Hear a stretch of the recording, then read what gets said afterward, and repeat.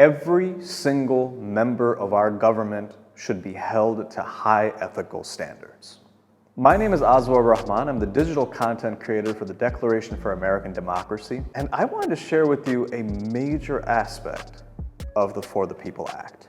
It's this idea that when we elect people and we send them into positions of power, and when those people appoint others, everyone in this equation is ultimately accountable to the American people. And the For the People Act makes sure that this is the case by doing a couple of things. For instance, it establishes a habit of recusal in situations that create conflicts of interest.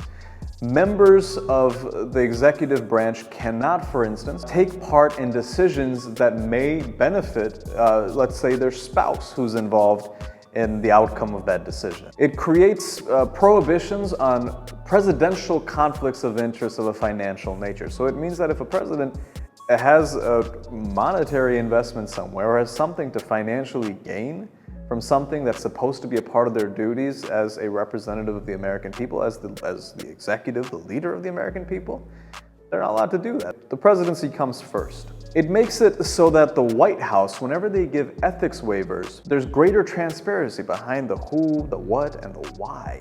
It makes the Office of Government Ethics far stronger in its ability to hold the president accountable and keeps the president from being able to just replace the OGE director at will. The For the People Act requires senior government officials to disclose who they gave money to, including if they gave money to dark money groups that otherwise don't disclose that information right now. It requires an ethics pledge from executive branch employees. Now, this was a tradition up until a certain recent ex-president. The For the People Act sets it in stone and makes it into law. These ethics reforms aren't just limited to the executive branch either. So for instance, for congressional members, they will now have to, because of the For the People Act, reimburse any payments that are made to settle claims against them in the workplace.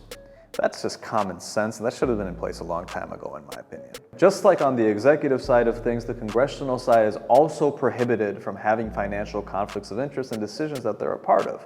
So they must recuse themselves or they must get rid of that conflict of interest. It also makes it so that the lobbyists who surround Congress have to disclose their campaign expenditures. This is a tricky way that influence is exerted on members of Congress, and it's about time it ends. The For the People Act makes it that we have to have disclosure whenever a lobbyist makes a campaign contribution. And it requires congressional employees to report outside income. And this is all just the tip of the iceberg. Feel free to go to our website, dfadcoalition.org, and learn about the For the People Act, the most transformative legislation for our democracy in recent memory.